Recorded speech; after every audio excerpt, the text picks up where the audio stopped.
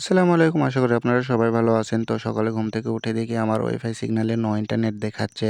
তো আমি আর আমার ছেলে যাচ্ছি এখন ইন্টারনেট রিচার্জ করানোর জন্য। কারণ আমাদের ইন্টারনেট রিচার্জ শেষ হয়ে গিয়েছে। রাস্তার ওই পারে একটা সবুজ সাইনবোর্ড দেখতে পাচ্ছেন। আর ওইটাই হচ্ছে আমাদের ইন্টারনেট অফিস। মানে আমি যেখান থেকে লাইনটা নিছি ওটাই সেই অফিস। আর ওখানেই থেকেই আমাদেরকে ইন্টারনেটটা হচ্ছে রিচার্জ করতে হবে পুরা মাসের। এইমাত্রই আমরা বাড়িতে চলে এসেছি। আর আমার সামনে একটা মেমো দেখতে পাচ্ছেন যে আমরা ওয়াইফাই বিল দিয়ে দিয়েছি। আর এটা হচ্ছে ডকুমেন্ট। যদি কখনো কোনো সমস্যা হয় তাহলে যদি এই ওয়াইফাই বিলের মেমোটা দেখাই দেই তাহলে সমস্যা ক্লিয়ার হয়ে যাবে। কোনো সমস্যা হবে না। আর এখানে দুষ্টু মিরান আমাকে বারবার মুখ ভ্যাংটাচ্ছিল আর আমার সাথে দুষ্টামি করেছিল আর অনেক হাসাহাসি করেছিল। সে খুব খুশি হয়েছে বাইরে থেকে ঘুরে নিয়ে আসছি দেখে। আজকে আমি নাপিত হয়ে গিয়েছি কারণ আমার ছেলের চুলগুলো অনেক বড়, বড় হয়ে গিয়েছে। চুলগুলো কেটে দেওয়া লাগবে। তো আমি মনে, মনে ভাবলাম যে আমার ছেলেকে আমি সেলুনে নিয়ে যাব। নিয়ে যেয়ে খুব সুন্দর করে চুল কেটে নিয়ে আসবো। কিন্তু সেলুনে নিয়ে গেলে তো আমার ছেলে চুল কাটতেই দিবে না।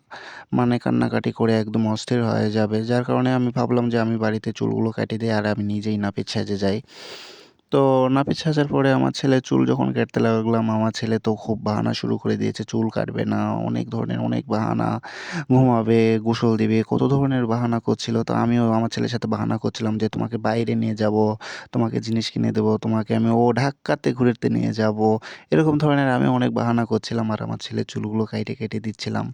তো আমার ছেলে একটু পরপরই যখন চুল কেটে দিচ্ছিলাম, গায়ের উপরে একটু যদি চুল যদি মানে উঠে যেয়ে পড়েছিল আর লাফ দিয়ে উঠে পড়েছিল আর আমাকে বলেছিল যে, "চুলকু, চুলকু।"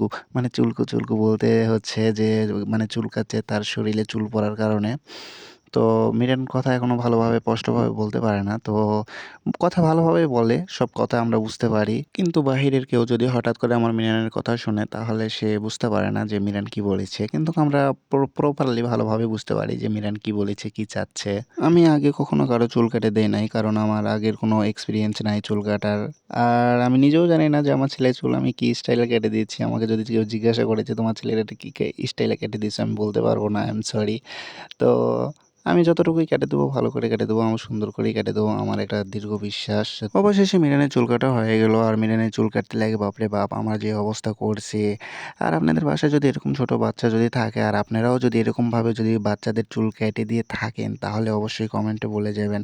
আর হ্যাঁ, আমার মিরানকে চুল কাটার পরে আমার মিরানকে দেখতে কেমন লাগছে অবশ্যই আপনারা কমেন্ট করবেন। আর আমি চুল কিরকম কেটেছি এটাও বলবেন। তাহলে আমাকেও একটু ভালো লাগবে। মিরানের চুল কেটে দিতে লাগে আমার শরীরটাও চুলে মাখামাখি হয়ে গেছিল।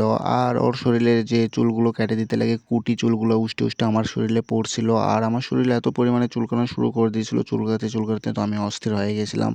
তো আমি আর বেশি দেরি করি নাই। তো সিধা একদম কলের পাড়ে যেয়ে আমিও গোসল করে একদম ফিটফাট হয়ে গেছি। তবে আমার আগেই মিরান হচ্ছে গোসল দিয়ে ফিটফাট হয়ে গেছিল। তো আমি এদিকে গোসল দিতে, দিতে এদিকে এসে দেখি মিরান ঘুমিয়ে পড়েছে। একদম শান্তির ঘুম ঘুমাচ্ছে আমার ছেলে। তবে এই এটা আবার কি? ফুটো হয়ে গেছে একদম জায়গা মতো। তো গাইস কিছু মনে করবেন না। এখন গরমের দিন একটু বাতাস খাওয়ার প্রয়োজন আছে। ফুটো হয়ে গেছে দেখে মাইন্ড করবেন না। কারণ আমিও দেখি নাই। মিরান কিছুক্ষণ আগেই ঘুম থেকে উঠে পড়েছে। আর মিরান ঘুম থেকে ওঠা মাত্রই দুষ্টামি শুরু করে দিছে আমার সাথে।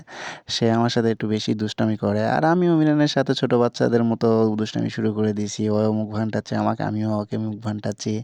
আর মিরান আমার সাথে দুষ্টামি করতে মনে হয় বেশি পছন্দ করে। কী কারণে জানি না। কিন্তু আমি মিরানকে সময় দিতে পারি না। আমার ছোটখাটো কিছু কাজের ব্যস্ততার কারণে। ছোটখাটো হলেও অনেক সময় লেগে যায়, পরিশ্রম হয়ে যায়। তো এই কারণে আমি মিরানকে সময় দিতে পারি না।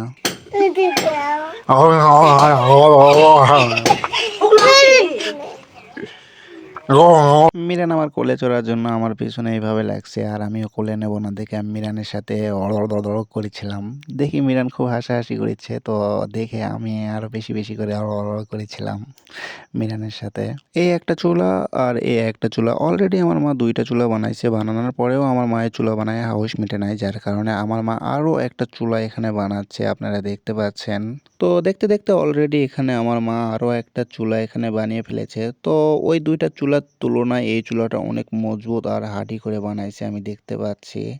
আসলে ওই ২ টা চুলা ছোট। ওই ২ টা চুলাত হচ্ছে পাতা দিয়ে জাল দিতে লাগলে খুব তাড়াতাড়ি ছাই ভরে যায়। যার কারণে রান্না করতে খুব সমস্যা হয়। আর এই কারণে এই চুলাটা আবার আমার মা বানাইছে। দেখতে, দেখতে সারাদিন কেটে যাচ্ছে আর রাবেয়া তরি-তরকারি কাটা বাছা করে এখন ধোয়া পাকলা করছে রান্নাবাড়ি করার জন্য। আর আমি মূর্তির মতো এখানে দাঁড়িয়ে, দাঁড়িয়ে রাবেয়ার পিছনে লাগছি আর রাবেয়াকে অনেক তাং করছিলাম। যার কারণে রাবেয়ার অনেক ডিস্টার্ব ফিল হচ্ছিল। আর সেই কারণে আমাকে রাবেয়া ঠেট দিচ্ছিল, আমাকে গুলি মারছিল। ওই হাত দিয়ে গুলি বানাইছে, বানায় আমাকে গুলি মারছিল, মানে আমাকে ঠেটও দিচ্ছিল মাঝে মধ্যে, আবার ভয়ও দেখাচ্ছিল। কিন্তু আমি ওর ভয়কে আমি ভয় পাই না, ডরাই না ওরকে আমি, তাই আমি ওর সাথে আরো বেশি করে টানাটান করছিলাম। ওদিকে রাবেয়ার সাথে দুষ্টামি ফাজলামি করতে করতে এদিকে মা চুলা জ্বালিয়ে হচ্ছে রান্না উঠাই দিছে। আর আমাদের ভিডিওটা আর বেশি বড় করব না, আমাদের ভিডিওটা যদি ভালো লাগে তাহলে লাইক শেয়ার সাবস্ক্রাইব করে দিয়েন। আর আজকের ভিডিওটা এখানেই শেষ করছি, তো টাটা বাই বাই। হ্যাঁ, অবশ্যই সাবস্ক্রাইব করে যাবেন।